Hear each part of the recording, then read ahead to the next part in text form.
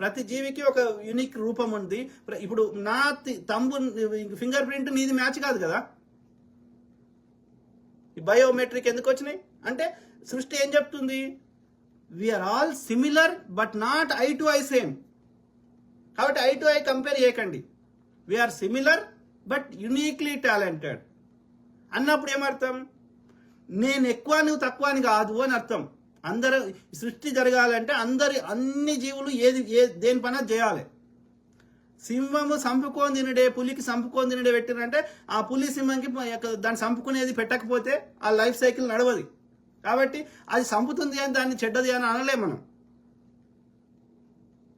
ఇప్పుడు హిందూ ఈ సనాతన ఈ మైథాలజీ చెప్తారు కదా, సృష్టికర్త లయకర్త ఈ యొక్క ఇది విష్ణుమూర్తి ఈ పరిపాలకుడు ఏదో చెప్తారు కదా. సో చెప్పినప్పుడు ఈ సృష్టికర్త గొప్పోడు ఆ లయకర్త చెడ్డోడు అనలేం మనం. వాడు లయం చేయకపోతే వీడు కొత్త జీవిని సృష్టించలేడు. So that's part of the cycle, that's part of the nature. రైతు పంట వేసిండు, ఆ పంటను కోయకపోతే కొత్త పంట వేయలేడు ఆయన. మరి పంటను కోసేది తప్పు అని మనం చెప్పలేం కదా. సో అంటే ఏం చెప్తున్నా, ఈచ్ బీయింగ్ ఈజ్ గ్రేట్. ప్రతి జీవి గొప్పదే, ప్రతి జీవి యొక్క uniquely talented. Every being is unique. Same thing with male and female. Sun గొప్పడా మూన్ గొప్పడా, బోత్ ఆర్ గ్రేట్. ఏది లేకపోయినా ఈ యొక్క గ్రావిటేషనల్ ఫోర్స్ ఇది ఉండదు. యొక్క మూన్ ఇప్పుడు సన్ ఎక్కువగా అనిపిస్తున్నాడు, ఎక్కువ లైట్ వస్తుంది, అన్ని సన్ గా అనిపిస్తుంది, కానీ మూన్ ఏం లేదంటవా. ఇంకా కరెక్ట్ రీసెర్చ్ చేస్తే స్త్రీకి వచ్చే సైకిల్స్ కూడా మూన్కి లింక్ ఉండి ఉంటుంది, సముద్రంలో వచ్చే అలలకు లింక్ ఉంది, ఓకే, ఈ గ్రావిటేషనల్ ఫోర్స్కి లింక్ ఉంది. సో కాబట్టి ఏమంటున్నా, every being or every system in this universe is created for a purpose. అది దేన్ని కొంచెం అటు ఇటు కదిలించినా ఈ మొత్తం కుప్పగొలిపోతుంది. అది పేక మేడలో ఒక పేక గొప్పది, ఒక పేక ఏ పేకని గుంజినా మొత్తం ఇల్లు కూలిపోతుంది. సో కాబట్టి ఎవ్రీ పేక ఈజ్ ఇంపార్టెంట్. ఓన్లీ బాటమ్ ఉన్న పేక లేదా ఓన్లీ టాప్ ఉన్న పేక గొప్పది అనలేం మనం. Same thing. కాబట్టి ఆడైనా మగైనా ఇద్దరు ఆ యొక్క గొప్ప వాళ్ళే అని చెప్తున్నాను. ఇద్దరు ఐ టు ఐ సమానం అంటే ఆ సమానం అనకూడదు. బోత్ ఆర్ గ్రేట్ అంతే. అట్లా సమానమైన కంపేర్ చేస్తే యుద్ధాలు అవుతాయి. అంటే మొగోడు చేసే ఆడది పిల్లలు కంటే మొగోడు కూడా కనాలంటారు. అట్లా కాదు కదా. వీని దోపల మరి వీని శుక్రకణం లేకపోతే నువ్వు పిల్లలు కంటవా. కాబట్టి వీడు గొప్పోడే వాడు గొప్పోడే. కాబట్టి you can compare eye to eye. అది తప్పది. అట్లా కంపేర్ చేస్తే అందరు ఆడల్ని పెట్టేటోడు, భూమి మీద మొగల్ని సృష్టించేవాడు కాదు నేచర్. కాబట్టి నిన్ను క్రియేట్ చేసిన పర్పస్ వేరే ఉంది, నన్ను క్రియేట్ చేసిన పర్పస్ వేరే ఉంది. కాబట్టి మన ఇద్దరం లేకపోతే ఈ సృష్టి నడవదు. కాబట్టి ఇద్దరం గొప్పలమే. నువ్వు తక్కువ కాదు, నేను ఎక్కువ కాదు. But we are not eye to eye equal. We are equal or similar but both are great. But don't compare eye to eye. అది నేను చెప్పదలుచుకున్నాను. ఎంతవరకు అర్థమైందో నాకు తెలియదు, కానీ I'm trying my best. Correct brother. మగవాళ్ళకి మగ ఆడ అనేది ఆ డిఫరెన్షియేషనే వద్దు. ఓకే, ఇద్దరు గొప్పవాళ్ళు. ఓకే, ఇద్దరిని గౌరవిద్దాం ఈక్వల్గా. తల్లి గొప్పదే, తండ్రి గొప్పడే. తల్లి ఒక్కతే గొప్పది అని ఎవరని చెప్తే తప్పు చెప్తున్నారు. ఓకే, తండ్రి చేసేది కొన్ని కనిపించవు, లేకపోతే తండ్రి వచ్చి బయటకు చెప్పుకోడు. అంతేగాని బోత్ ఆర్ గ్రేట్. ఇద్దరికి దండం పెట్టాల్సిందే. ఆడవాళ్ళు ఎక్కువ మాట్లాడతారు, మగవాళ్ళు తక్కువ మాట్లాడతారు. కాబట్టి మొగోళ్ళ యొక్క ఫీలింగ్స్, ఎమోషన్స్ అవి బయటకు తెలియకపోవచ్చు. వాళ్ళు మాట్లాడినంత మాత్రాన వాళ్ళు చేసే పనులు, వాళ్ళు చేసిన కాంట్రిబ్యూషన్ మనం ఇగ్నోర్ చేయడానికి లేదు. కాబట్టి బోత్ ఆర్ గ్రేట్. సో అదే మిత్రులారా, ఐ కీప్ టాకింగ్, మాట్లాడుతూనే ఉంటా. ప్రతి అంశం మీద అవగాహన చేస్తా, అట్లనే మీ తరఫున వాయిస్ ఇస్తా. ఓకే, తేజావత్ బ్రదర్, నీకు ఒకటే చెప్తున్నా, ఒక 2 సార్లు ఆలోచించు. మనము ఇది అన్న అంటుంది, నన్ను పొలిటికల్ వదిలేసి, నేను ఇక్కడ పాలిటిక్స్ మాట్లాడడానికి రాలే. ఓకే, 90% ఆఫ్ మై పోస్టులు కానీ నేను కాంగ్రెస్ ఇష్టము, ఎందుకంటే నేను చాలాసార్లు క్లారిఫై చేసిన. ఓకే, సో ఇది పేద మధ్యతరగతి గురించి ఆలోచించే అన్ని పార్టీలకు సపోర్ట్ చేస్తాను, నాట్ ఓన్లీ కాంగ్రెస్. ఓకే, ఇది డిఎంకే, గిఎంకే, ఎనీ పార్టీ, దోపిడీ మెంటాలిటీ ఉన్న పార్టీలకు తప్ప అన్నిటి సపోర్ట్ చేస్తాను. కాబట్టి don't bring politics everywhere. Okay, politics పక్కన పెట్టేసి న్యూట్రల్గా ఈ అన్న చెప్తుంది తప్ప రైట్ అని నువ్వు ఇండిపెండెంట్గా ఆలోచించు. సింపుల్. ఓకే, నేను న్యాయం మాట్లాడుతున్నా తప్ప స్త్రీలందరూ స్త్రీ జాతి అంతా చెడ్డదని చెప్తలేను. మంచి స్త్రీలకు మంచి గౌరవం ఇస్తాం, అబ్యూజ్ చేస్తున్న వాళ్ళని తిడతాం. ఇప్పుడు నది పేర్లు, భూమి పేర్లు, భూమాత అని పెడితే ఆ పిల్ల వచ్చేసి వస్తువుల పేర్లు మాకెందుకు పెడుతున్నావు, మమ్మల్ని వస్తువుగా చూస్తున్నావు అని అంటుంది. సిగ్గుశరం ఉందా అమ్మ? తిట్టరా మళ్ళా? వక్రీకరిస్తుంది, తిట్టరా? పెట్టు, నాకు పెట్టు, నేను ఎంతో సంతోషపడతా. భూమి పేరు నాకు పెడితే, మగవానికి పెడితే. నీ గౌరవం ఇచ్చినా తీసుకునే శక్తిలో నువ్వు లేకపోతే ఎవడేం చేస్తాడు దానికి? Very unfortunate. అట్లా తప్పు కదా. నేను Rajadasari, well said brother, both are great, correct. Comrade Krish Tejavath, ఇంతసేపు చెత్త వాగి ఇప్పుడు మంచిగా మాట్లాడినా, అప్పుడు మంచిగా మాట్లాడినా, ఇప్పుడు మంచిగా మాట్లాడినా. నీ ఆలోచన విధానం తప్పు ఉన్నదా, లేకపోతే నువ్వు కావాలని వక్రీకరించి మాట్లాడినావు నాకు తెలియదు. కానీ నీ పెట్టిన కామెంట్లకు నేను సమాధానం చెప్పినా కానీ వ్యక్తిగతంగా నీ మీద నాకేం ద్వేషం లేదు, నేను ఫిజికల్గా చూడలేదు. ఓకే, నీ ఐడియాలజీ డిఫరెంట్ ఉంటే ఉండొచ్చు, నేనేం కాదనట్లేదు. దానివల్ల వేరే వాళ్ళకి నష్టం కానంత వరకు నేను నీ అభిప్రాయానికి అది నీది. ప్రతి విషయంలో we don't need to agree on everything, we can agree to disagree on certain things. అంటే అభిప్రాయ భేదాలు ఉండొచ్చు మనకి. అభిప్రాయ భేదాలు ఉంటే మనం కొట్టకసాగమని వాడు చెప్పలే. ఓకే, కాబట్టి నువ్వు పెట్టిన కామెంట్కి నేను రిప్లై ఇచ్చినా కానీ వ్యక్తిగతంగా నీతో నాకేం ద్వేషం ఉంది? నువ్వు మాట్లాడుతున్నావు, నువ్వు వాదాన్ని తప్పు మిస్గైడ్ చేస్తున్నావు, మిస్లీడ్ చేస్తున్నావు. నేను మాట్లాడుకుంటే నువ్వు ఫిజికల్ పోతున్నావు, ఇంకోటి పోతున్నావు. నీ మాటల అది వక్రీకరిస్తున్నావు అని చెప్పిన తప్ప వ్యక్తిగతంగా నీతో నాకేం ఎందుకుంటుంది ద్వేషం? ఆలోచించకూడదు. తెజావత్ రాజేష్ మామిడిపల్లి బ్రదర్ ఏమంటున్నావు?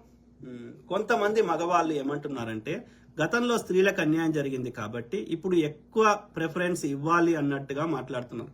అట్లా ఉండదు బ్రదర్. ఇప్పుడు మనం పుట్టక ముందో లేకపోతే మనకి కాన్షియస్లో రాకముందో ఇప్పుడు నా చెల్లెల్ని నేను నాకు 2 చెల్లెళ్ళు. ఓకే, వాళ్ళని నేను ఎందుకు అవమానిస్తా? వాళ్ళని ఒక సెకండ్ గ్రేడ్ ఎందుకు చూస్తా? వాళ్ళకి ఏ కష్టం వచ్చినా, మంచి అయినా చెడైనా నాకు శాతనైంది నేను హెల్ప్ చేసే ప్రయత్నం చేస్తా. కానీ వాళ్ళకి ఎందుకు నేను నా చెల్లెల్ని ఎందుకు తక్కువ చేసి చూస్తా? ఏ రకంగా అయినా సేమ్ థింగ్. ఇప్పుడు మా డాడీ ఉన్నాడు, కొడుకేగా, అన్నిటి కొడుకే, ఇక బిడ్డలు వేస్ట్ అని వాళ్ళని ట్రీట్ చేస్తలేడు కదా. ఆస్తులు ఏది ఆ యొక్క ఏమంటారు బరువులు బాధ్యతలు తీసుకున్న దాన్ని బట్టి వాళ్ళ ఇష్టం, తల్లిదండ్రుల ఇష్టం. వాళ్ళకి ఎవరికి ఇచ్చుకోవాలి, ఎవరికి ఇవ్వద్దు అనేది వాళ్ళ ఇష్టం. కొడుకే తీసుకోవాలి, కొడుకే హక్కు ఉందని ఏడ రాయలే. మన రాజ్యాంగంలో ఎక్కడ లేదు. తల్లిదండ్రులే ఇష్టం అని రాశారు. తల్లిదండ్రులు ఇష్టం. తాత వంశపారంపర్యంగా వస్తే అది వేరే లెక్క. కానీ అదర్ దాన్ వంశపారంపర్యంగా వచ్చింది ఉన్న ఆస్తులు కొడుక్కి ఇవ్వాలన్నా, బిడ్డకి ఇవ్వాలన్నా, ఏం చేయాలి, లేకపోతే దానం చేయాలనేది తల్లిదండ్రులకు పూర్తి స్వేచ్ఛని ఇచ్చింది మన రాజ్యాంగం.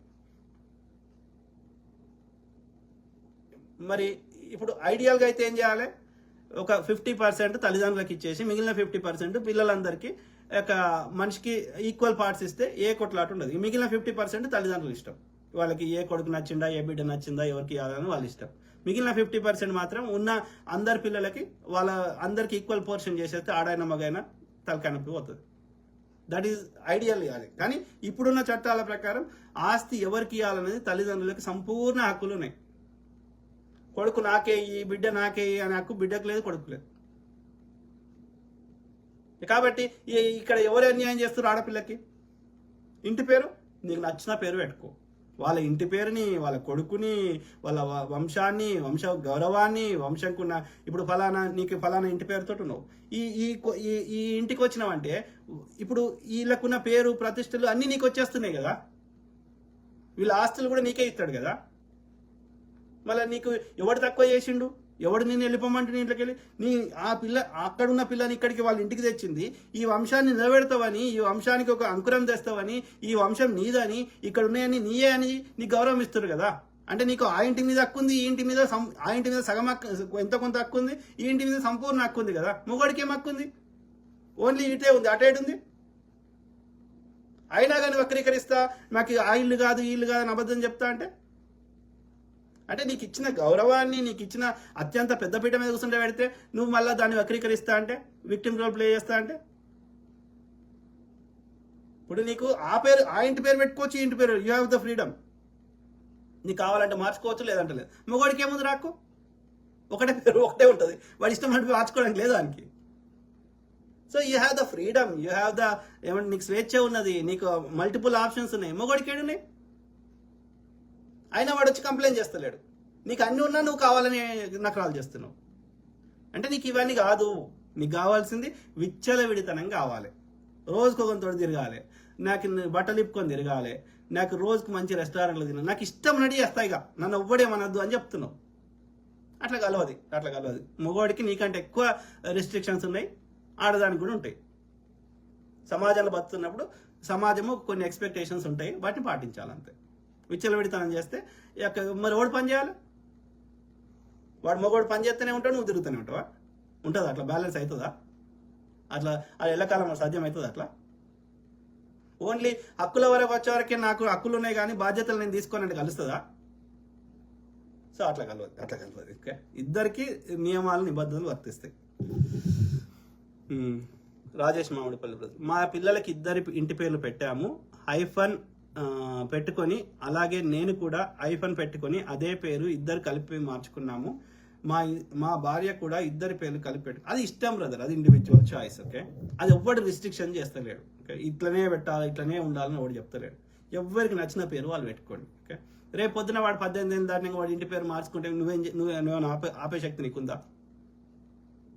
సో అది ఎవరికి నష్టం కానప్పుడు, దాన్ని పెట్టుకున్నా పెట్టుకోకపోయినా ఒరిగేది ఏం లేనప్పుడు, ఇట్స్ ఇండివిజువల్ చాయిస్. వాళ్ళిద్దరు కుటుంబాలకి, వాళ్ళిద్దరు భార్యాభర్తలకు కానీ వాళ్ళ పిల్లలకు కానీ నచ్చింది వాళ్ళు పెట్టుకుంటారు. కాదు రేపు పెద్దగా కాదు బ్రదర్, ఇప్పుడు నేను ఆనెస్ట్గా అడుగుతున్నా, ఆఫ్టర్ 18 years తర్వాత రేపు మీ కొడుక్కి మీ ఇంటి పేరు నచ్చలేదు అనుకుందాం, just for the sake of discussion. ఇప్పుడు ఆయన మార్చుకుంటా అంటే మీకు ఆపే శక్తి ఉందా? లేనప్పుడు, దానివల్ల ఎవరికి నష్టం కానప్పుడు ఎవరికి నచ్చిందో వాళ్ళు పెట్టుకోండి. దాని గురించి చర్చనే వద్దంటున్నా, పనికిరాని విషయాల మీద చర్చ వద్దంటున్నా. నిజంగా దానివల్ల నష్టం జరుగుతుంది, ఇంపాక్ట్ అవుతుంది, మనకేదో మన జీవితం తలకిందులు అవుతుంది అంటే ఫైట్ ఫర్ ఇట్. దానివల్ల ఏ పేరు పెట్టుకున్నా ఎవరికి నష్టం కానప్పుడు అది ఇట్స్ ఇండివిజువల్ చాయిస్. వాళ్ళిద్దరు ఆ భార్యాభర్తలకు ఏది మేక్ సెన్స్ అనిపిస్తే అట్లా దే గో విత్ దట్.